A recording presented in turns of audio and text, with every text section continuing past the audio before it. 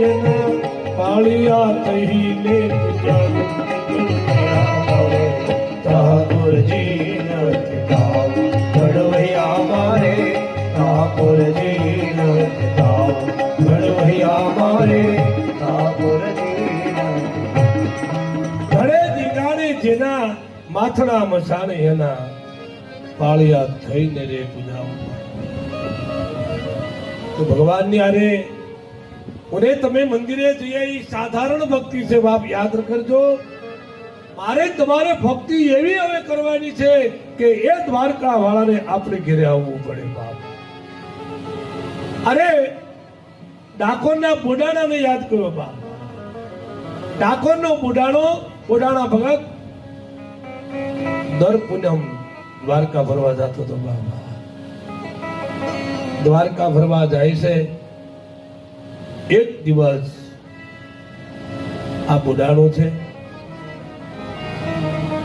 એ બાપ દ્વારકા જાય આમ કરતા કરતા પોતાના શરીરની વૃદ્ધાવસ્થા આવી ગઈ શરીર હાવ દુબળું પડી ગયું છે બાપ ભાંગલ તૂટલ ગાડું છે બળદનું ગાડું લઈ અને એમ કહેવાય છે કે દ્વારકા આવ્યો એ દિવસે દ્વારકાનાથની સામે ઉભો રહી અને બુડાણો રેડિયો બહુ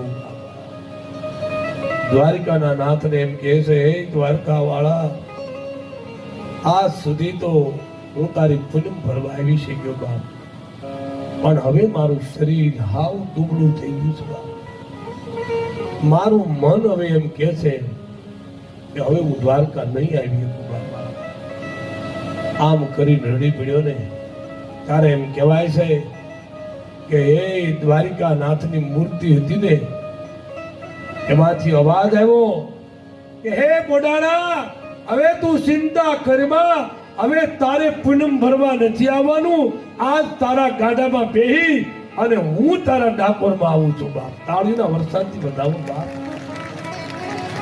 આની નામ ભક્તિ છે મારે તમને એ કહેવું છે કે ભક્તિનું પ્રમાણ શું આપણે ભક્તિ કરીએ છીએ આપણે ઠાકોરજીની પૂજા કરીએ છીએ પણ ઠાકોરજી પ્રસન્ન છે કે નહીં એ પણ મૂર્તિ બતાવે યાદ રાખજો મૂર્તિ શાંત થઈ જાય મૂર્તિનું તેજ મળે આવવા મૂર્તિનું તેજ ઘટી જાય ખબર પડી જાય આપણો ઠાકોર નારાજ છે બાપા કોઈ દિવસ તમે નિરાજે ઠાકોરજીને જોયા છે અત્યારે બધા મંદિરે તો જાય પણ મંદિરેથી આપણે ક્યાં ગયા હતા તો કે હમણાં રાધા કૃષ્ણ મંદિરે ગયા હતા તો આપણે કહીએ કે આજ કાનાને કેવા વાઘા પહેરાવ્યા છે તો કે ઈ કઈ બહુ ખબર ન રહી ગયા હતા તો તમે મંદિરે ને આપણે બધા મંદિરોએ જઈએ છીએ ફક્ત મારું ને તમારું શરીર જાય છે મન નથી જાતું મન ગયું હોય તો તમને ખબર પડી જાય કે મહાદેવને આજ કેવો શણગાર કર્યો છે મહાદેવના ઉપર બીલીપત્ર કેટલા ચડ્યા છે મહાદેવ ઉપર કેટલા પુષ્પ ચડ્યા છે મહાદેવને આજ હાર પહેરાવ્યો છે કે નહીં એ મને તમને ખબર નથી હોતી બાપ એનું કારણ એ છે શરીર મંદિરમાં જાય છે મન બહાર હોય છે બાપ જેનું મન બહાર છે ને એને ભગવાન દર્શન દેતો જ નથી બાપ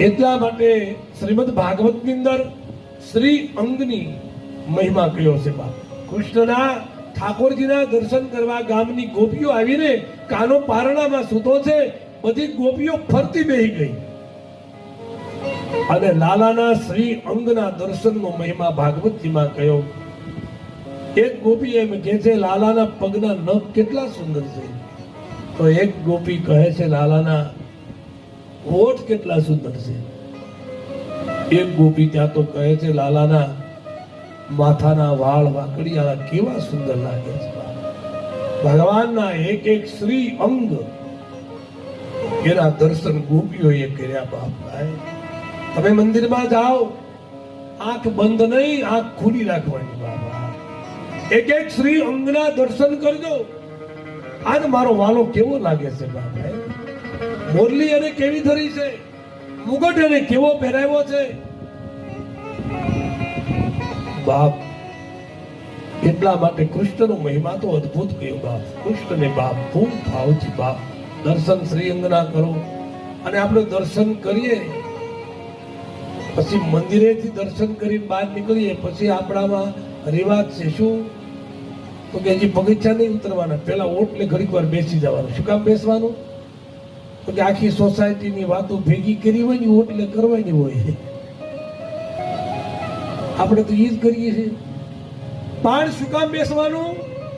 એટલા માટે કે જે મૂર્તિના તમે દર્શન કર્યા, હવે તમારે આંખ બંધ કરવાની છે. ઓટલે બેસો ત્યાં આંખ બંધ કરી અને ધ્યાન ધરવાનું, અંદર આંતરમુખ થવાનું.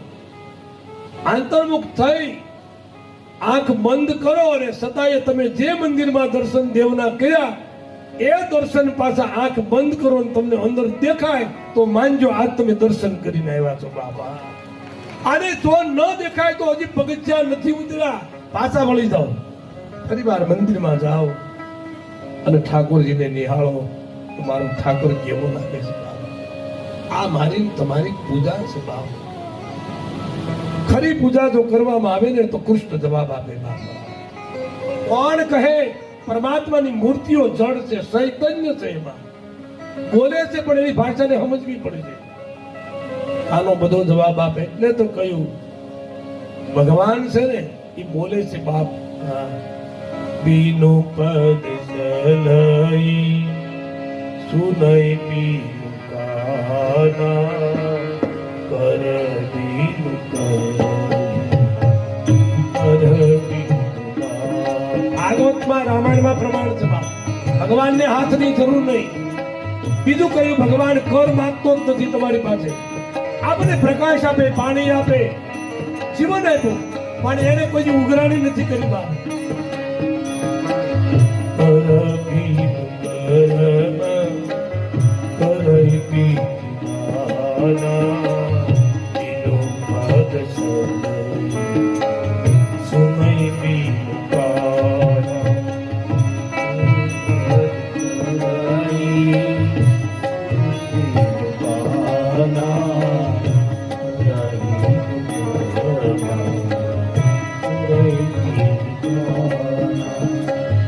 બીનું પદ સહલાઈ સુનઈ બીનું કાના.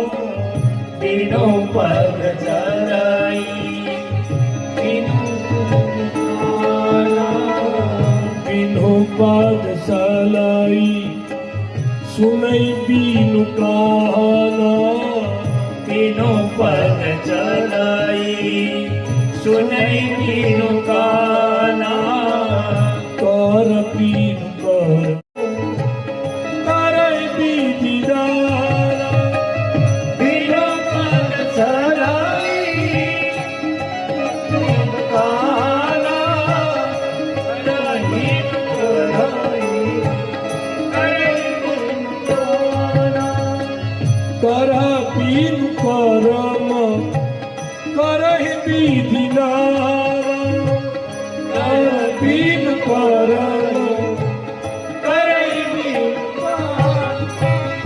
બાપ ભગવાન છે. એક પણ પ્રકારનો કર ન માગે ભગવાન. કર બીનું કર્મ ખર બીજી દાના. ભગવાન આપણી પાસે કોઈ કર ન માગે. બસ બાપ ભગવાનના આવા કાર્ય આવે ને એના કરના રૂપમાં દાન કરતા રહેજો. બસ બાપા સત્કર્મ કરતા રહેજો. કારણ કે કર્મ પ્રધાન વિશ્વ કરી રાખા. મારું તમારું કર્મ મને તમને સુખી બનાવે અને મારું તમારું કર્મ મને તમને દુઃખી બનાવે. બસ કોઈ કોઈને સુખી ન કરી શકે અને કોઈ કોઈને દુઃખી ન કરી શકે. આપણા જ કર્મ છે એ આપણને દુઃખી કરે છે. તો બાપ શ્રેષ્ઠ તત્વની હવે કથા કહે છે કે આજ શ્રેષ્ઠમાં શ્રેષ્ઠ તત્વ કયું? તો એ વખતે કહ્યું છે કે જ્યાં મારી તમારી મતિ ન પહોંચી શકે એ અમોઘ ભગવાનનું શ્રેષ્ઠ તત્વ છે બાપ.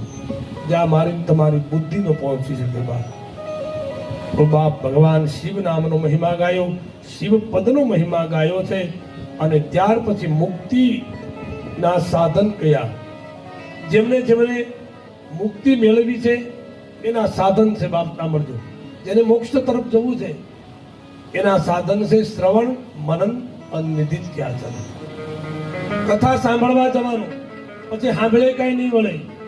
કદબદ કરતી ખીસડી જબલગ પાણી હોય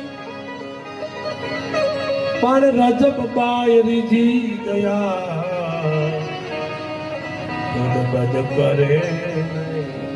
આ તો ખીસડીમાં પાણી હોય ને ત્યાં સુધી ખદબદ થાય.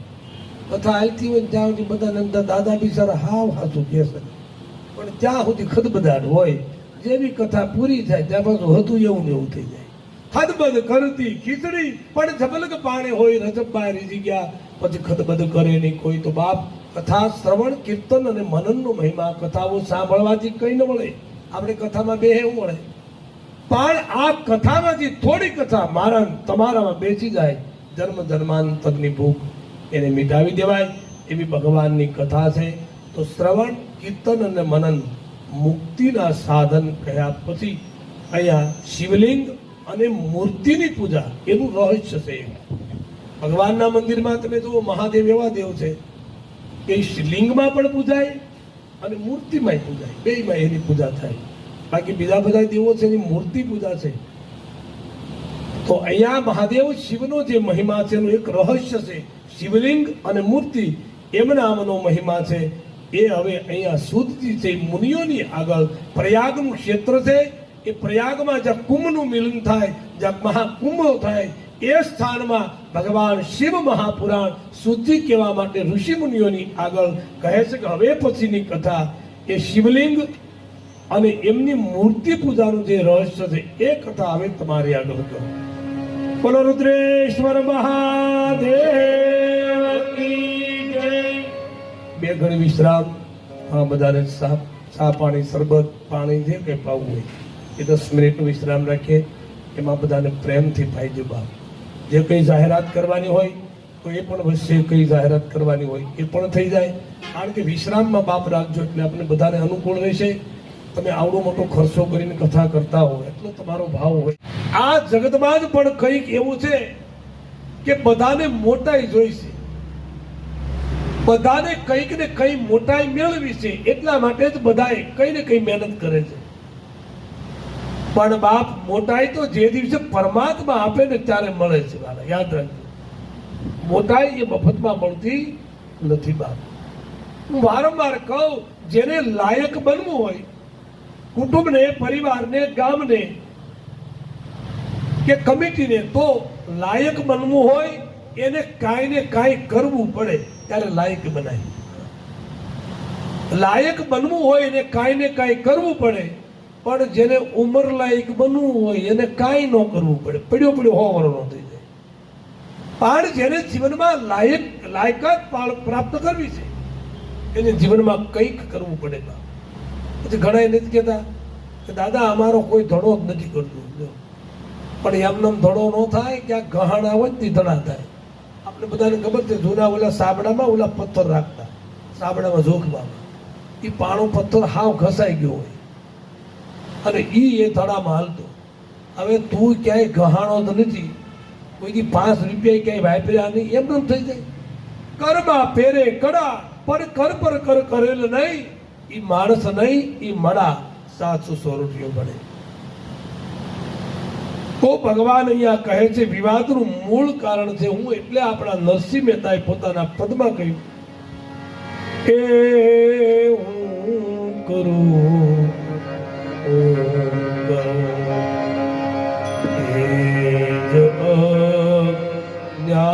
જ્ઞાનતા શકટનો ભાર દે સ્વાનતાણે કે હું કરું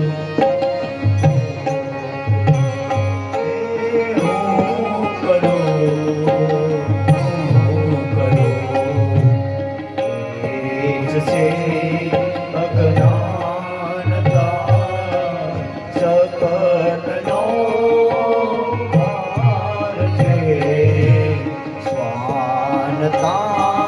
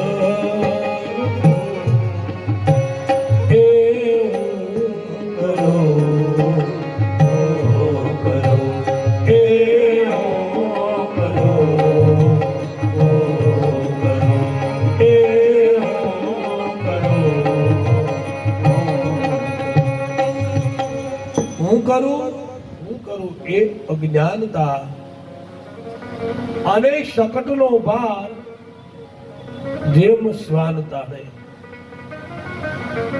કૂતરું હોય એ ગાડાની ઉપર ગાડા નીચે હાલી જતું હોય અને કૂતરાને એમ થાય કે આ ગાડાનો ભાર હું ઊંચકું છું.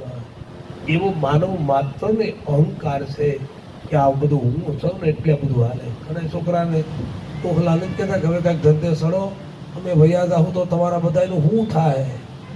પણ બાપા તમે નહોતા તેથી આ રથ હાલતો તો નહીં હોય તેથી હાલ્યા કરવાનું.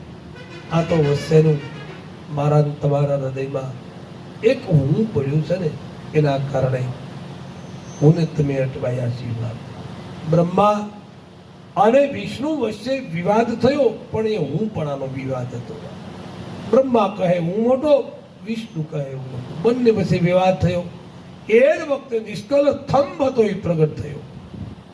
આ થંભ જોઈ બંને વિચાર પડવા લાગ્યા કે આપણે બંને એમ કહી છે કે હું મોટો, પણ આ મોટું વળી કોણ? એટલે બંનેએ નક્કી કર્યું કે આપણે એક કામ કરે અને શેડા જોઈ આવી. તું નીચેનો છેડો જોવા જા, હું ઉપરનો છેડો. બંને છેડા જોવા ગયા છે બ્રહ્મા અને વિષ્ણુ. વિષ્ણુ પણ ઘણે દૂર સુધી ગયા પણ એનો કોઈ અંત ન જણાયો. એટલે વિષ્ણુ ભગવાન તો પાછા ફર્યા પણ બ્રહ્મા ગયા અને બ્રહ્મા જ્યાં જતા હતા એમનું અંત જોવા, પણ એને અંત તો ન જ મળ્યો, શેડો તો ન જડ્યો. પણ રસ્તામાં એને કેવડાનું ફૂલ સામું મળ્યું, પુષ્પમાળા. કેવડાના પુષ્પને કહ્યું તું ક્યાંથી આવે છે? તો કે હું તો કેટલા યુગ વયા ગયા, એના મસ્તક ઉપરથી આમ ખરી આવું જોઈએ છે ક્યાંય મને મારો અંત હજી નથી આમાં આવતો. અને બ્રહ્માને ખબર પડી ગઈ કે આમાં હું મોટો નથી અને વિષ્ણુ મોટો તો નથી, આ તો કોઈ બીજું છે.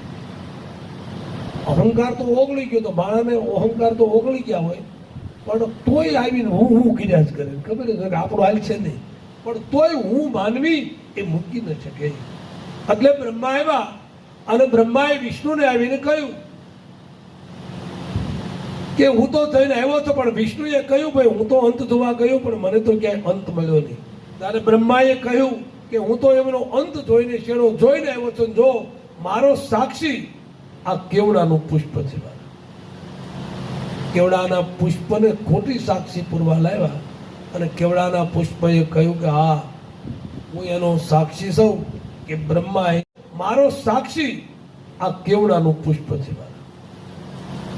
કેવડાના પુષ્પને ખોટી સાક્ષી પૂરવા લાવ્યા અને કેવડાના પુષ્પએ કહ્યું કે હા હું એનો સાક્ષી છું કે બ્રહ્માએ અંત જોઈને આવે. આટલું જ્યાં બોલે ત્યાં જે નિષ્કલ થંભ હતો એ થંભના કડાકાની સાથે ભગવાન શિવ હતા એ શિવ પ્રગટ થયા. બાપ ભગવાન શિવ પ્રગટ થયા અને જ્યારે શિવ પ્રગટ થયા એ દિવસ શિવરાત્રી તરીકે જેને આપણે મનાવવામાં આવે છે. બાપ ભગવાન શિવ પ્રગટ થયા, એને બ્રહ્માને કહ્યું હે બ્રહ્મા મારો દ્વાર એ સત્યનો દ્વાર છે ને તમે અહીંયા ખોટું બોલ્યા છો એટલે હું તમને શ્રાપ આપું છું કે તમારા ક્યાંય જગતમાં મંદિરો નહીં બંધાય, તમારી ક્યાંય પૂજાઓ નહીં થાય.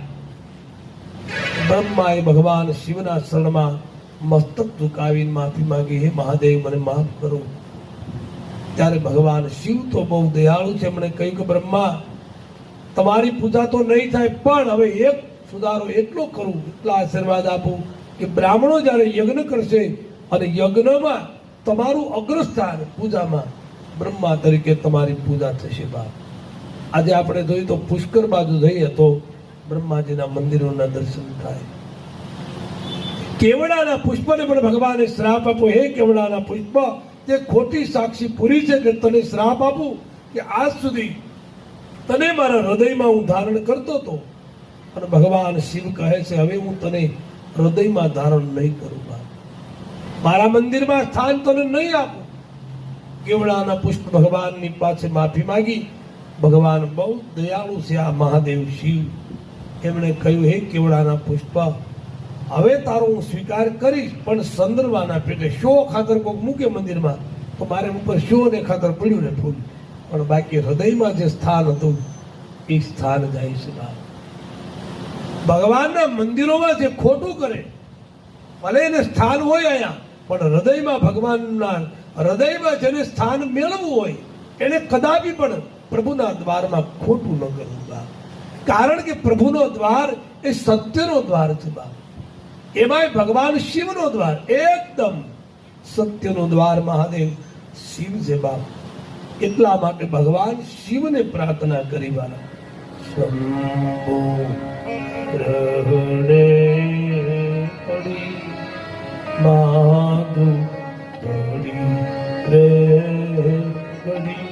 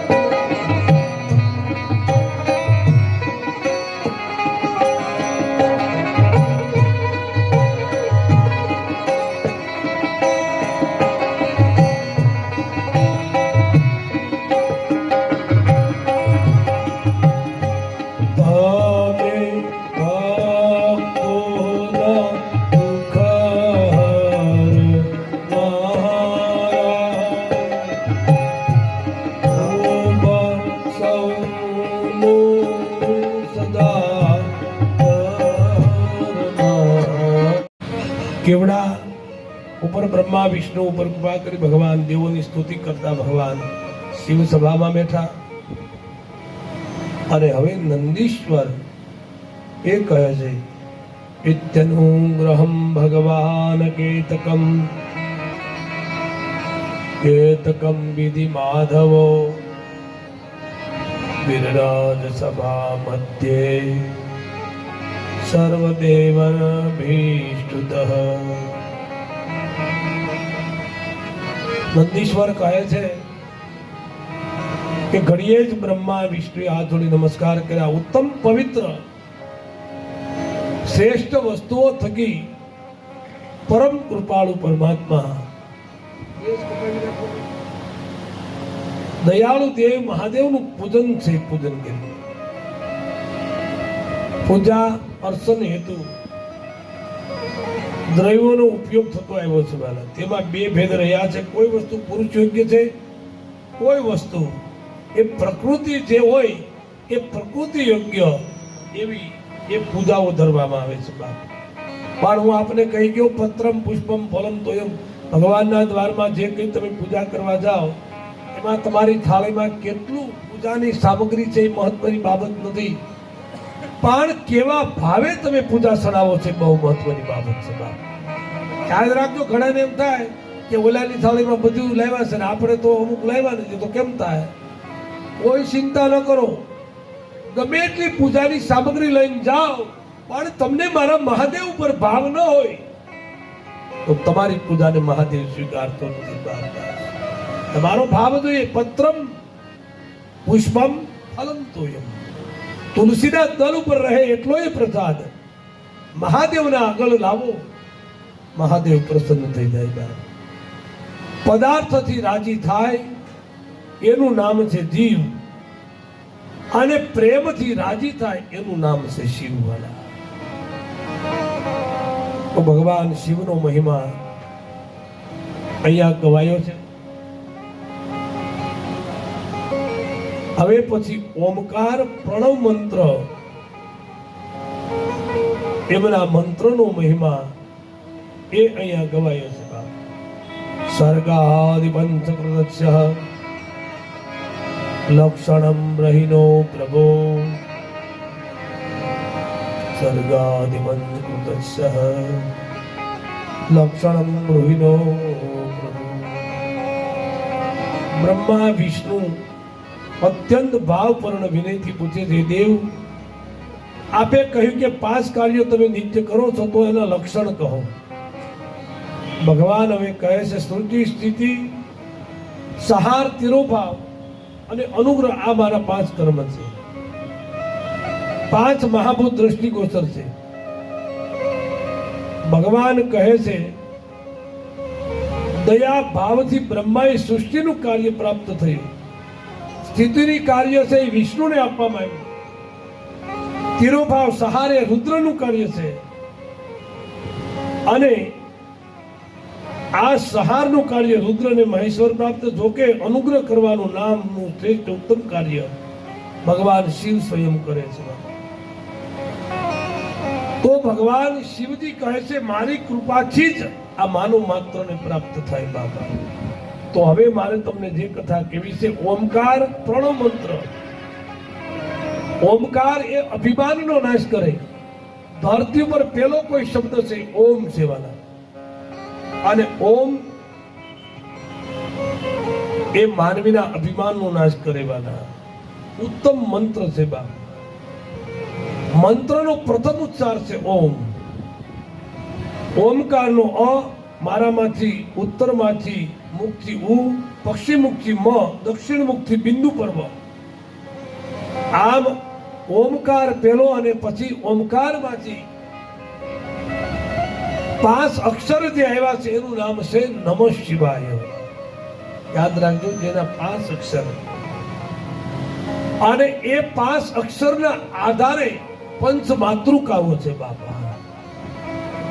એવો આ મહાદેવનો મંત્રનો મહિમા ગયો. પંચાક્ષર મંત્ર છે. ગુરુના સ્વરૂપે બ્રહ્મા વિષ્ણુ બધાએ પણ ઓમકાર છે એમના નામનું સ્મરણ કરેવાના. શિવલિંગ વિશે સમજણ અને એમના પૂજનનો મહિમા કયો છે બાપ. ભગવાન શિવલિંગનો મહિમા અવશ્ય કયો છે, તો મંત્રનો જાપનો મહિમા કયો. મંત્ર જે ભાવને શ્રદ્ધાથી કરે એનું ફળ મળે. એટલે કે મંત્ર જાપ મમ દઢ વિશ્વાસા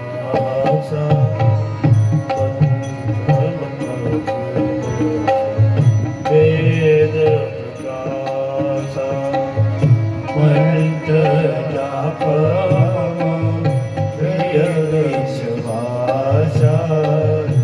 પંચમ ભજન વેદ પ્રકાશ મંત્ર જાપ મમ તદ વિશ્વાસા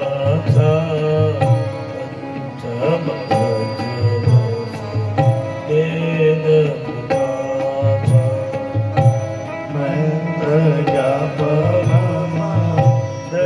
વિશ્વાસ પંચમ ભજન વેદ પ્રકાશ. મંત્ર જાપ મમ દઢ વિશ્વાસ. મંત્ર જાપનો મહિમા અહીંયા ગાયો છે. જે કોઈ તમારા દેવનો તમે મંત્ર ભજતા હો અને એમાંય ગુરુએ આપેલો જે મંત્ર ઉપર એના ઉપર પૂર્ણ નિષ્ઠા માણસને હોવી જોઈએ. મંત્ર જાપ મમ દ્રઢ વિશ્વાસ. માણસ આજ મંત્ર કરે ને બરોબર ન હાલે તો પાછા કોક એમ કે ફલાણે ગુરુ બહુ સારા આવ્યા છે, તો આ ગુરુની કંઠી મૂકી પડતી ઉપાડે બીજાની કંઠી. બાપ આમ સ્થાપિત લિંગ, સરલિંગ અને ગુરુલિંગ આવા 5 લિંગ બતાવ્યા છે.